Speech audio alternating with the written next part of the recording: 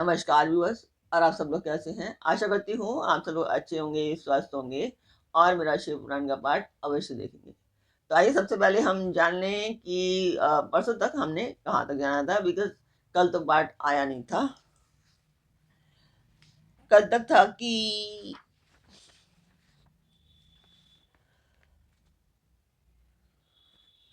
कल तो मैंने बताया था कि शिवरात्रि के व्रत की उद्यापन की विधि बताई थी मैंने कल। तो ये आपने जाना होगा, और अगर आपने नहीं देखा है तो इस पाठ को आप अवश्य देखिए। तो अभी मैं बता दूं कि ये पाठ जो मैं कर रही हूँ, ये एक शुभ कार्य है, मंदिर के लिए कर रही हूँ, और इसमें मैं आप सब लोगों का सहयोग चाहती हूँ कि आप लोग सहयोग करें, सब्सक्राइब करें, लाइक करें और शेयर करें, ताकि इस उद्देश्य की मुझे प्राप्ति हो पाए। तो जिस मंदिर का मैंने वर्णन किया है उस मंदिर की मैं वीडियो डाल देती हूँ, आप लोग देखें और मुझे बताएं कि पाठ आपको कैसा लग रहा है। कमेंट करके आप ज़रूर बताया कीजिए, बिकॉज़ इससे में मुझे पता नहीं लगता है कि पार्ट सही लग रहा है या उसमें कमियाँ हैं, किस तरीके से मुझे करना चाहिए। तो ज़रूर बताएँ प्लीज़।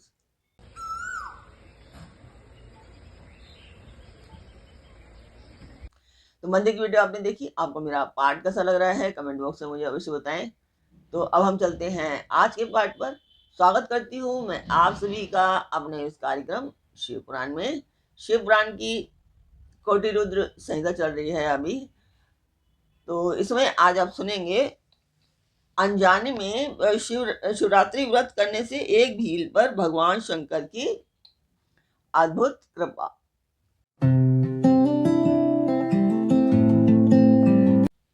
तो आज मैं आपको बताने जा रही हूँ कि एक समय की बात है कि एक वन में एक भील रहता था।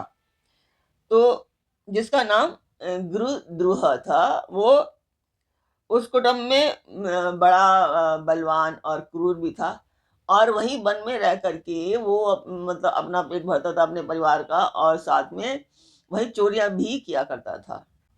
और वो भील वन में क्रूरता में क्रूरता में तत्पर रहता था, और प्रतिदिन वो मृगों को मार करके जीता था। उसने कभी भी बचपन से लेकर के कभी भी उसने शुभ कार्य नहीं किया था। इस प्रकार रहते हुए उस दुरात्मा भील को बहुत सारा समय बीत जाता है। तो उसकी एक एक बड़ी सुंदर एवं शुभ कारक उसके जीवन में शिवरात्रि आई। किंतु वह दुरात्मा घने जंगल में निवास करने वाला था, इसलिए उस व्रत को वो नहीं जानता था। उसी दिन भील के माता पिता पत्नी ने भूख से पीड़ित होकर के कहा कि हमें कुछ खाने को दे दो। तो उन्होंने इस तरीके से कहा कि वनेचर, हमें कुछ खाने को दे दो।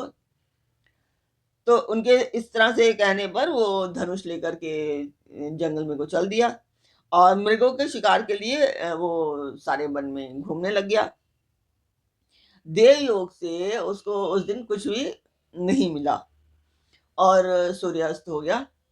इससे उसको बड़ा दुख हुआ। वह सोचने लगा कि अब मैं क्या करूं, कहाँ जाऊं। तो आज तो मुझे कुछ भी नहीं मिला, घर में जो बच्चे हैं वो भूखे हैं।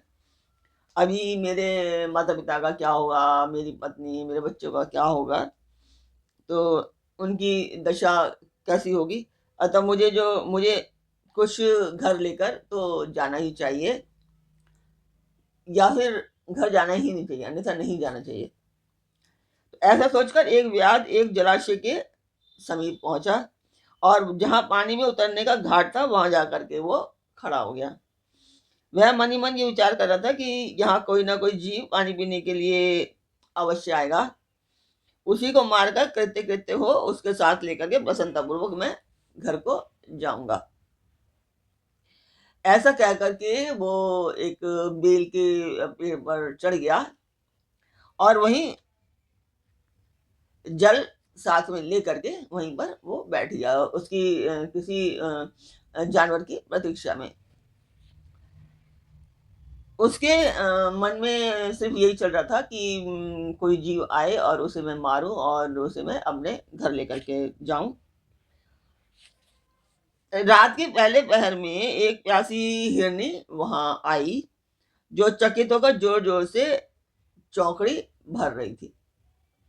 ब्राह्मणों उस मृग को देख करके व्याध मतलब कि वो जो था गुरुदूह था, उसको बड़ा हर्ष हुआ और उसने तुरंत ही उसके वध के लिए धनुष पर बाण चढ़ा दिया।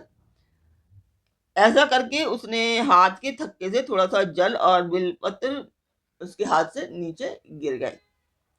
उस पेड़ के नीचे शिवलिंग था। उस जल और बिल्व पत्र से शिव की प्रथम पहर की पूजा संपन्न हो गई। उस पूजा के महात्म्य से उस व्याध का बहुत सारा पातक तत्काल नष्ट हो गया। उसके जो पाप थे वो थोड़ा से नष्ट हो गए।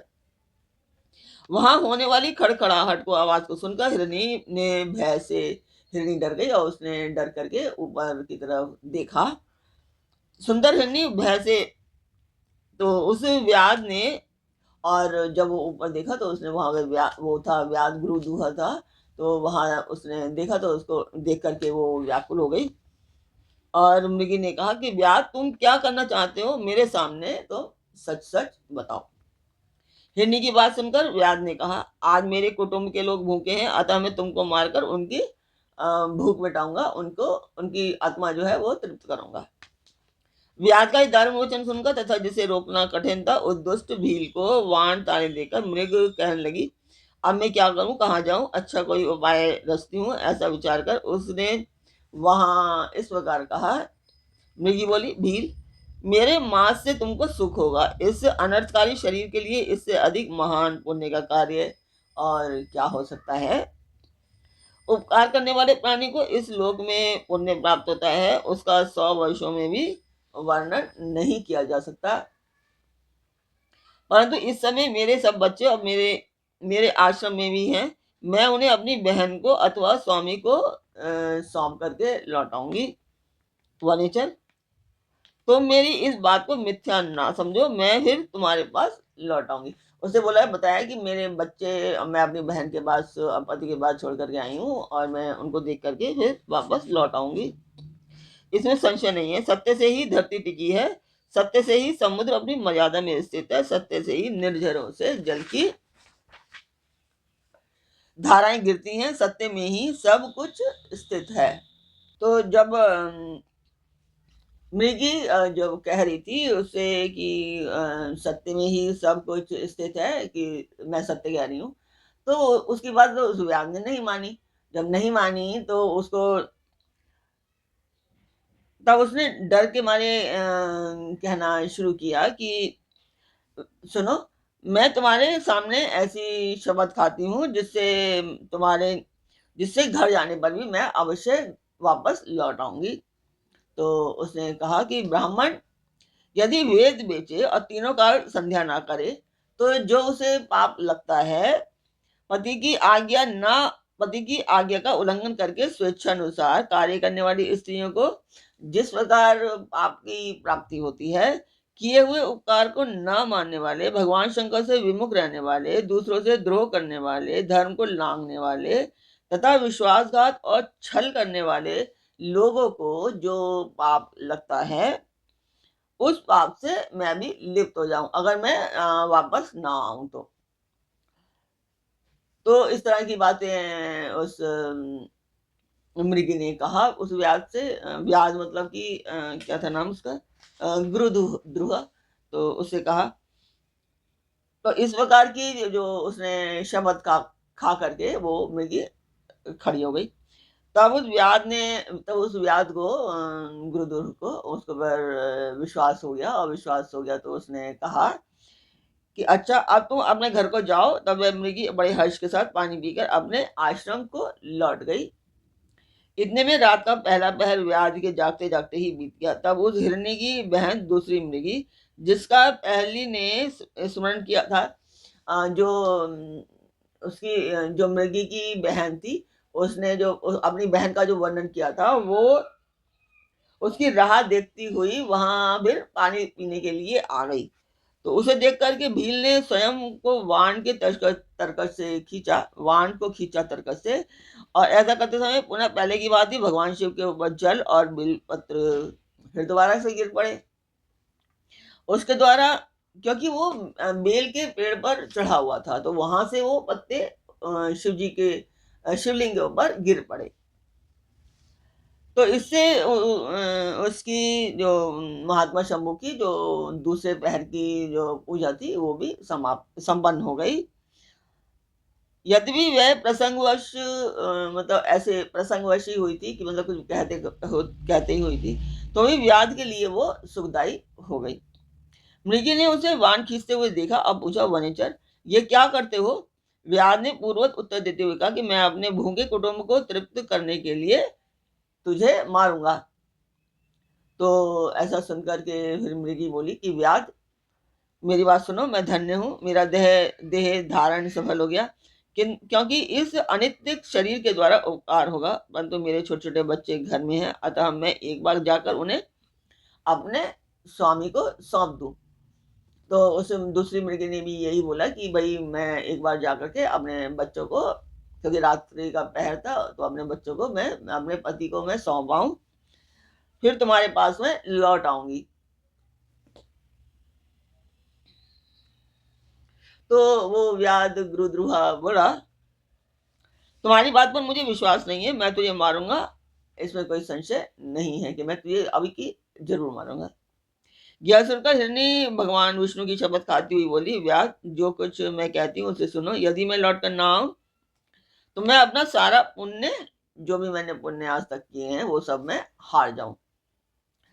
जो वचन देकर उससे पलट जा, जो अपने मतलब जो अपना जो वचन किसी को दे करके जो हार जा, मतलब मुकर जाता है, वो जितने भी पाप होते हैं वो उससे हार जाता है। जो पुरुष अपनी विवाहिता स्त्री को त्याग कर दूसरी के पास जाता है, वैदिक धर्म का उल्लंघन करके कपोल कल्पित धर्म पर चलता है, भगवान विष्णु का भक्त होकर शिव की निंदा करता है, माता पिता की निधन तिथि को श्राद्ध आदि ना करके उसे सुना बिता देता है, तथा मन में संताप का अनुभव करके आने अपने दिए हुए वचन को पूरा करता है, ऐसे लोगों को जो पाप लगता है, मुझे भी फिर वो वही लगे, यदि मैं लौट करके ना आऊं। तो आज मैंने आपको इतना बताया कि मृगी में और व्याध में, व्याध यानी कि गुरुद्रोह में क्या वार्तालाप हो रहा है। तो दूसरी मृगी से भी इस तरीके से वार्तालाप हुआ। अभी अगर ज्यादा मैं बताऊंगी आपको तो फिर वो पाठ ये लंबा हो जाएगा, इसीलिए मैं उसको छोटा रखने के लिए आज का पाठ मैं यहीं पर पूर्ण करती हूँ। कल फिर मिलेंगे एक नए पाठ में, एक नई उमंग, एक नई तरंग के साथ। तब तक के लिए आज्ञा दीजिए। ओम नमः शिवाय। जय माता की।